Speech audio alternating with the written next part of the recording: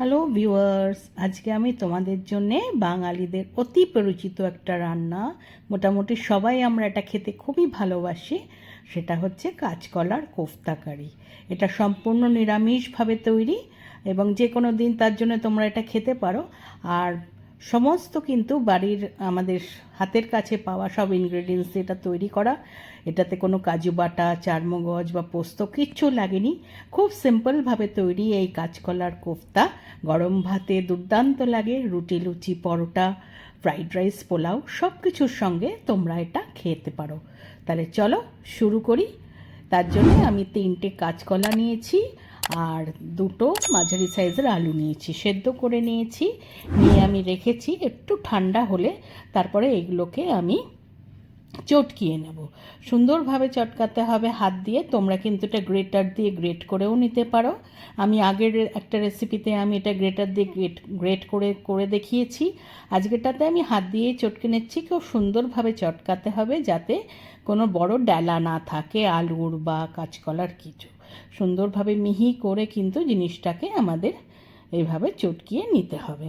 দেখো আমার সমস্তগুলো চটকানো হয়ে গেছে। এইবার আমি এর মধ্যে এক এক করে সব মেশাবো।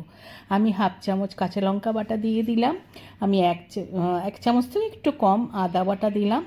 আমি জিরের গুঁড়ো দিলাম 1 চামচ, হলুদ গুঁড়ো হাফ চামচ, কাশ্মীরি লঙ্কার গুঁড়ো দিলাম হাফ চামচ, আর আমি গরম মশলার গুঁড়ো দিলাম হাফ চামচ, আর নুন দিলাম আমি হাফ চামচ থেকে একটু বেশি, আর চিনি দিলাম হাফ চামচ। এই দিয়ে আমি আগে এই মশলাগুলো দিয়ে মেখে নেব। তারপরে আমি যে বাইন্ডিং এজেন্ট সে তোমরা যাই দাও, ময়দা দাও, কর্নফ্লাওয়ার দাও, সেটা পরে দেবে। আগে মিশিয়ে নিলে সমস্ত জিনিসটা ভালো করে মিশে যায় মশলাগুলো। এইবার আমি এর মধ্যে কিন্তু ময়দা দিয়ে দিলাম। আমি বড় 1 চামচ ময়দা দিয়েছি, দিয়ে সুন্দরভাবে মাখিয়ে নিচ্ছি। তোমরা যদি দেখো মাখাটা নরম লাগছে, কোফতা ভালো করে করা যাবে না, ভেঙে যেতে পারে, তাহলে আরেকটু ময়দা তোমরা মাখিয়ে নেবে। দেখো আমার মাখা হয়ে গেছে। এবার আমি প্রথমে এর থেকে আমি সমান সাইজের আমি এরকম দলা দলা করে গোল পাকিয়ে রেখে দিচ্ছি। তাহলে আমার এটা গোল করতে সুবিধা হবে আর সবগুলো সমান সাইজের হবে। এইবার হাতে আমি একটু তেল মাখিয়ে নিয়ে ওই এক একটা যে আমি গোল্লা পাকিয়েছি সেইগুলোর থেকে আমি নিয়ে সুন্দর করে কোফতার আকারে আমি গড়ে নেব। দেখো আমি এরকম গোল গোল করে করছি। তোমরা চ্যাপটা করতে পারো, ওভাল শেপ করতে পারো, যার যেরকম ইচ্ছা সেরকম শেপের তোমরা তৈরি করে নেবে। সমস্তগুলো তৈরি করে নিয়েছি। এবার আমার আর যা লাগবে, আমি 2টো মাঝারি সাইজের বড় আলুকে আমি ডুমো করে কেটে রেখেছি, 1 চামচ আদা বাটা, 1 চামচ কাঁচা লঙ্কা বাটা রেখেছি, একটা বড় টমেটোকে গ্রেট করে রেখেছি, 1 চামচ জিরের গুঁড়ো, 1 চামচ হলুদ গুঁড়ো, 1 চামচ ধনে গুঁড়ো, কাশ্মীরি লঙ্কার গুঁড়ো 1 চামচ আমি রেখেছি, পেস্ট করে নেব। আর আমি সাদা জিরে, তেজপাতা, শুকনো লঙ্কা আর অল্প গরম মশলা, 3টে এলাচ, 3টে লবঙ্গ, দারচিনি 2টো এইভাবে রেখেছি। এইবার আমি তেল বসিয়ে দিয়ে আগে কোফতাগুলো ভেজে নেব। কোফতা কিন্তু একসাথে সব ভাজলে চলবে না, এগুলো একবারে কয়েকটা করে দিয়ে অল্প করে দিয়ে কিন্তু ভেজে নিতে হবে। একদিক হয়ে গেলে উল্টে নিয়ে অপর দিক সুন্দর করে কালার সব দিয়ে ওয়েট করে।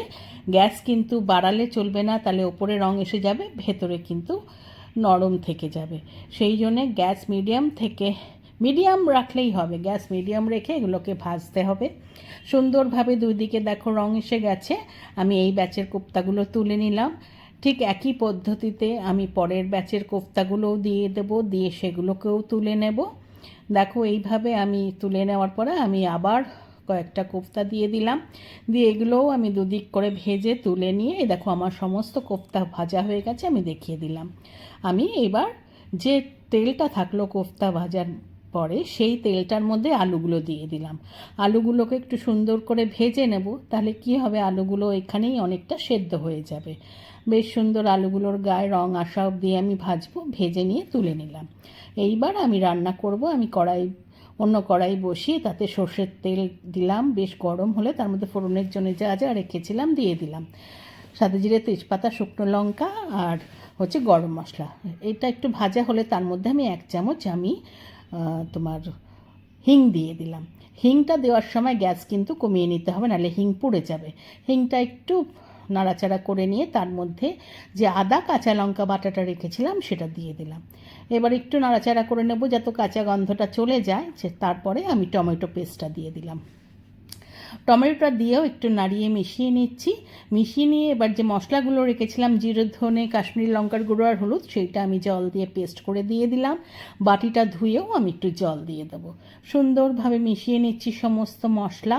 এবার মিশিয়ে নিয়ে এটা ভালো করে মিশে গেলে এর মধ্যে আমি নুন দিয়ে দেবো। আমি বড় 1 চামচ নুন দিলাম আর চিনি দিলাম আমি হাফ চামচ থেকে আর একটু বেশি। এই কোফতা কিন্তু একটু মিষ্টি না হলে ভালো লাগে না। দিয়ে এইবার এর মধ্যে যে আলুগুলো ভেজে তুলে রেখেছিলাম সেইগুলো দিয়ে দিলাম। দিয়ে আমি সব কষাবো একসাথে। তাতে কী হবে, আলুগুলো এই কষাতে কষাতেই অনেকটা সেদ্ধ হয়ে যাবে। সমস্ত কিছু মিশিয়ে নিয়ে এইবার আমি ঢাকা দিয়ে কষাবো 2 থেকে 3 মিনিট। 3 মিনিট পরে ঢাকা খুলে আমি কিন্তু গ্রেভির জন্য জল দিয়ে দিয়েছি। এখানে আমার ক্লিপিংসটা আমি তুলতে পারিনি, আমার ক্যামেরা অফ হয়ে গেছিলো। আমি জল দিয়ে ভালো করে মিশিয়ে নিয়ে ঢাকা দিয়ে আবার 6 থেকে 7 মিনিট ফোটাবো যাতে আলু সেদ্ধ হয়ে যায়। 7 মিনিট পর ঢাকা খুলেছি, খুলে এবার আমি চেক করে নেব আমার আলু সেদ্ধ হয়েছে কি না। দেখো আমার আলু একদম সেদ্ধ হয়ে গেছে। এইবার যে কোপ্তাগুলো আমি ভেজে রেখেছি এক এক করে আমি ঝোলের মধ্যে দিয়ে দেবো। কোপ্তাগুলো দিয়ে যেহেতু বেশিক্ষণ ফোটানো যাবে না, তাহলে কোপ্তা ভেঙে যেতে পারে, তো এই কোপ্তাগুলো দেওয়া হয়ে গেলে তার মধ্যে একসঙ্গে ওগুলোকে একটুখানি ঝোলের ওপর সব দিয়ে দেওয়া হয়ে গেলে আমি গরম মশলাটাও একসাথে দিয়ে দিলাম, ঘিটাও দিয়ে দিলাম 1 চামচ। 1 চামচ গরম মশলা 1 চামচ ঘি দিয়ে আমি পুরো মিশিয়ে নিয়ে এইবার ঢাকা দিয়ে 2 মিনিট রাখবো যাতে কোফতার মধ্যে ঝোল মশলা ঢুকে যায়। দেখো সুন্দর 2 মিনিট আমার ফোটানো হয়ে গেছে, আমার কোফতা কিন্তু রেডি। গ্যাস বন্ধ করে দিলাম, ঢাকা দিয়ে স্ট্যান্ডিং টাইমে আমি 10 মিনিট রাখলাম। 10 মিনিট পর ঢাকা খুলেছি, আমার কাঁচকলার কোফতা একদম রেডি টু সার্ভ। আমি একটা সার্ভিং বলে সার্ভ করে দিচ্ছি। গরম ভাতের সাথে দুর্দান্ত লাগে এই নিরামিষ কাঁচকলার কোফতা খেতে। রুটি লুচি পরোটা ফ্রাইড রাইস পোলাওর সাথেও তোমরা এটা সার্ভ করতে পারো। আর যেহেতু নিরামিষভাবে করা, যে কোনো দিন তোমরা এটা খেতে পারবে। আর আমি যতটা পেরেছি আমি এটা সহজভাবে তোমাদের করে দেখিয়েছি। তোমরা এইভাবে কাঁচকলার কোফতাটা খুব সহজভাবে বাড়িতে সবাই বানিয়ে নিতে পারো। আশা করি তোমাদের রান্নাটা ভালো লেগেছে। আর আমার রান্নাটা যদি তোমাদের ভালো লেগে থাকে একটা লাইক করো, কমেন্ট করো, শেয়ার করো।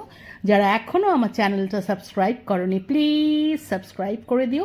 পাশে থাকা বেল আইকনটা প্রেস করবে, তাহলে আমার তৈরি সমস্ত রান্নার নোটিফিকেশন তোমাদের কাছে পৌঁছে যাবে। আবার নতুন নতুন রান্না নিয়ে তোমাদের কাছে আসবো। আজকে তাহলে চলি, তোমরা সকলে ভালো থেকো, টাটা।